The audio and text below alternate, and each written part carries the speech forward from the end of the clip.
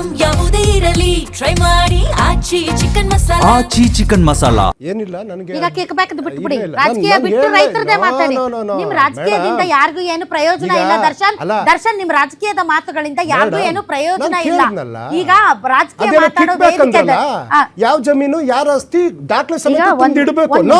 ಇಲ್ಲೇ ಬೇಕಿದ್ರೆ ನಿಮಗೊಂದು ಪೇಪರ್ ತೋರಿಸ್ತೀನಿ. ಇದು ಗಂಗೇನಹಳ್ಳಿ ಜಮೀನ್ ಪ್ರಾಪರ್ಟಿ ಕುಮಾರಸ್ವಾಮಿ ಅವ್ರದ್ದು ಬೇನಾಮಿ ಆಯ್ತಾ. ಇದು ಪ್ರಾಪರ್ಟಿ. ನಾವ್ ಯಾವ್ದಾದ್ರು ಆರೋಪ ಮಾಡ್ಬೇಕಂದ್ರೆ ನನ್ನ ಹತ್ರ ದಾಖಲಾತಿ ಇರ್ಬೇಕು.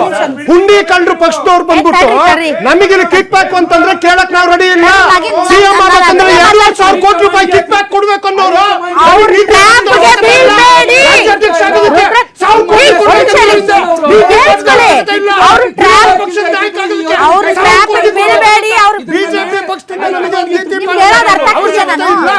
ಅವ್ರು ಬೇಕಂತ ಟ್ರ್ಯಾಪ್ ಬೀಳಿಸ್ತಾ ಇದಾರೆ. ನೀವು ಚೀಪ್ ಟೈಮ್ ವೇಸ್ಟ್ ಮಾಡಬೇಡಿ, ರಿಯಾಕ್ಟ್ ಮಾಡಬೇಡಿ.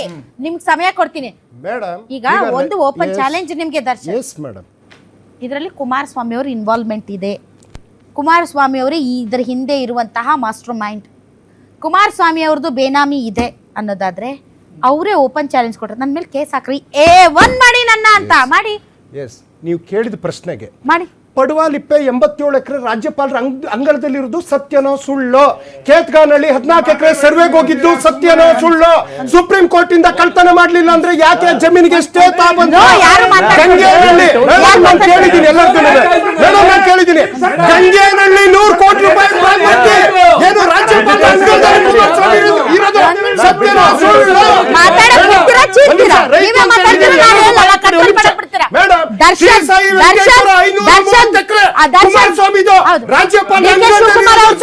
ಸುಳ್ಳು? ಡಿಕೆ ಶಿವಕುಮಾರ್ ಅವ್ರದ್ದು ಯಾವುದು ಡಿಕೆ ಶಿವಕುಮಾರ್ ಅವರ ರಾಜಕೀಯ ಇತಿಹಾಸದಲ್ಲಿ ಭ್ರಷ್ಟಾಚಾರ ಅನ್ನುವಂಥದ್ದು ಇಲ್ಲಿ ತನಕ ಯಾವನ್ ಕೈಲೂ ಪ್ರೂವ್ ಮಾಡಕ್ ಆಗಿಲ್ಲ. ಅವ್ರನ್ನ ಜೈಲಿಗೆ ಹಾಕಿದ್ದು ಕುಮಾರಸ್ವಾಮಿ ಅವ್ರದ್ದು. ನಾನು ಹೇಳ್ತಾ ಇದ್ದೀನಿಲ್ಲ ಮೇಡಮ್, ಇವತ್ತು ಬಿಜೆಪಿ ಅಂಗಳಕ್ಕೆ ಹೋಗಿ ಕೈ ಕಾಲಿಟ್ಟು ಮಂತ್ರಿ ಆಗಿರೋದು ರಾಜ್ಯಪಾಲರ ಮೇಡಮ್ ಒಂದ್ ನಿಮಿಷ ಸುಮ್ನೆ ನಿಮ್ ಲೆವೆಲ್ ಚೀರಕ್ಕಾಗಲ್ಲ. ಹೌದು, ಈಗ ಡಿ ಕೆ ಶಿವಕುಮಾರ್ ಅವರು ಭ್ರಷ್ಟಾಚಾರ ಮಾಡಿದ್ದಾರೆ ಅಂತ ಪ್ರೂವ್ ಮಾಡಕ್ಕಾಗಿಲ್ಲ. ಕರೆಕ್ಟ್, ಹೌದು. ಕುಮಾರಸ್ವಾಮಿ ಅವರು ಬೇನಾಮಿ ಆಸ್ತಿ ಮಾಡಿದ್ದಾರೆ ಅಂತ ನೀವು ಪ್ರೂವ್ ಮಾಡಿದ್ದೀರಾ? ನೀವು ಮಾಡಿದ್ದೀರಾ?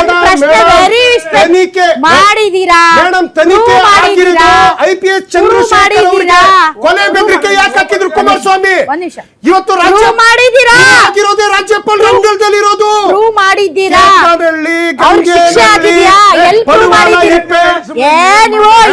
ಸುಮ್ನೆ ಭಾಷಣ ಹೊಡಿ. ನಿಮ್ದು ಪ್ರೂವ್ ಮಾಡ್ಬೇಕು, ಹೌದಾ? ಅವ್ರದ್ದು ಪ್ರೂವ್ ಮಾಡಿ. ಸುಮ್ನೆ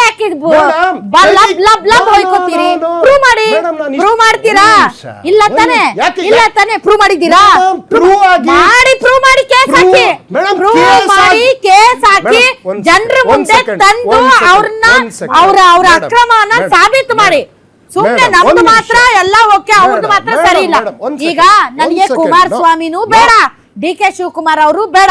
ಇವತ್ತು ರೈತರ ವಿಚಾರದಲ್ಲಿ ಒಂದ್ ನಿಮಿಷ ಸರ್, ರೈತರ ವಿಚಾರದಲ್ಲಿ ನಾವು 2 ತಿಂಗಳು ಟೈಮ್ ಕೊಡ್ತೀವಿ ಅಂತವ್ರು ಈ ಗೆಜೆಟ್ ಫೈನಲ್ ನೋಟಿಫಿಕೇಶನ್ ಯಾಕೆ ಮಾಡಿದ್ರೆ ಉತ್ತರ ಕೊಡಿ ಮೇಡಮ್. ಫಸ್ಟ್ ನಿಮ್ಮ ಪ್ರಶ್ನೆಗೆ ನಾನು ಯಾವ್ದು ಆರೋಪ ಇಲ್ಲಿ ಕೂತ್ ಮಾಡಿದ್ದೀನಿ, ಎಲ್ಲದೂ ತನಿಖೆಯಾಗಿ ರಾಜ್ಯಪಾಲರ ಅಂಗಳದಲ್ಲಿರೋದು ಆ ವಿಚಾರನೇ ನಾನು ಹೇಳಿದ್ದು. ನಾನು ಹಿಟ್ ಅಂಡ್ ರನ್ ಅಲ್ಲ. ಇವತ್ತು ರೈತರ ವಿಚಾರವಾಗಿ ಮಾನ್ಯ ಮುಖ್ಯಮಂತ್ರಿಗಳು ಏನು ಮಾತು ಕೊಟ್ಟಿದ್ದಾರೆ, 2 ತಿಂಗಳಲ್ಲಿ ಒಂದು ಸಮಿತಿಯನ್ನ ರಚನೆ ಮಾಡ್ತೀವಿ. ಕೊಡೋರು ಇದ್ರೆ ಕೊಡಬಹುದು, ಯಾರಿಗೂ ಒತ್ತಾಯ ಮಾಡುವುದಿಲ್ಲ. ರೈತರ ನೋಟಿಫಿಕೇಶನ್ ಅಂತಿಮ ಅಧಿಸೂಚನೆ ರೈತರು ಕೊಡೋರು ಇದ್ರೆ ಕೊಡ್ತಾರೆ, ಯಾರಿಗೂ ಒತ್ತಾಯ ಮಾಡಿಲ್ಲ. ಅಲ್ಲ, ಅಂತಿಮ ಅಧಿಸೂಚನೆ ಅಂದ್ರೆ ಕೊಡೋರ್ಗಷ್ಟೇ ಅಲ್ರಿ, ಕೊಡ್ದಿರೋರ್ಗು ಬೇರೆ ಆಪ್ಷನ್ ಇಲ್ಲ. ಅಲ್ಲಿ ಅವ್ರ ಎಲ್ಲಾರನು ಒಂದೇ ಬುಟ್ಟಿಗೆ ತಗೊಂಡು ಬಂದಿರೋದು.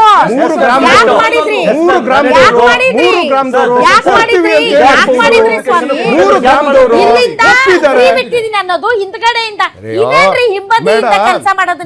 ಹಿಂಬದಿ ಕೆಲಸ ಇಟ್ಕೊಂಡ್ರೆ ಕುಮಾರಸ್ವಾಮಿ ಮಾಡ್ಬೋದು. ನೋಟಿಫಿಕೇಶನ್ ಮಾಡ್ಬೇಕಾದ್ರೆ ಮಾತಾಡಿದ್ರ ರೆಡ್ ಝೋನ್ ಮಾಡ್ಬೇಕಾದ್ರೆ ಗ್ರಾಮದವರು ಕೃಷಿಕರನ್ನ ರೈತರನ್ನ ಕರೆಸಿ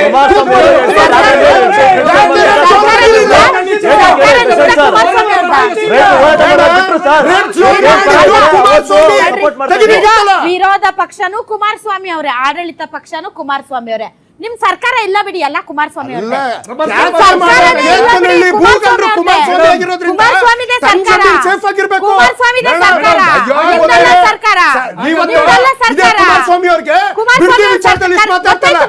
ಕೈಗಾರಿಕೆ ಒಂದು ಉದ್ಯೋಗ ತಂದು ಮಾತಾಡಿ, ಟ್ಯಾಕ್ಸ್ ಬಗ್ಗೆ ಮಾತಾಡಿ, ನೀರಾವರಿ ಬಗ್ಗೆ ಮಾತಾಡಿ, ಯಾವುದನ್ನು ಕರ್ನಾಟಕಕ್ಕೆ ಮೋಸ ಮಾಡಿರ್ತಕ್ಕಂಥ ಕುಮಾರಸ್ವಾಮಿ ಇದಕ್ಕಿಂತ ರಾಜಕೀಯ ದ್ವೇಷ ಏನನ್ನು ನಿರೀಕ್ಷೆ ಮಾಡಲಿಕ್ಕೆ ಸಾಧ್ಯ ಇಲ್ಲ ರೀ. ನೀವು ಜೆಡಿಎಸ್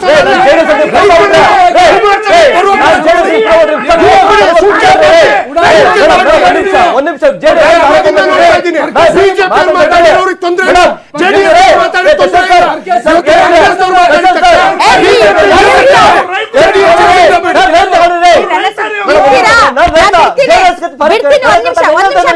ಒಂದ್ ನಿಮಿಷ ಬಿಡ್ತೀನಿ.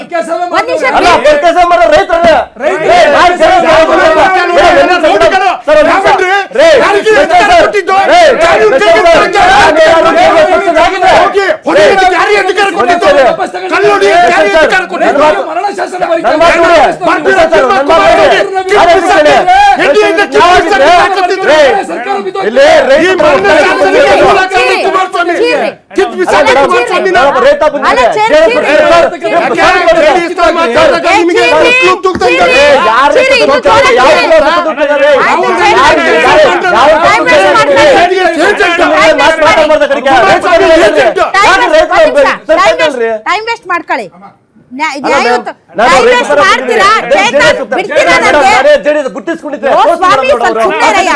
ನಿಮ್ ಪರವಾಗಿ ಮಾತಾಡ್ತೀನಿ. ಅಲ್ಲ, ಒಂದ್ ನಿಮಿಷ.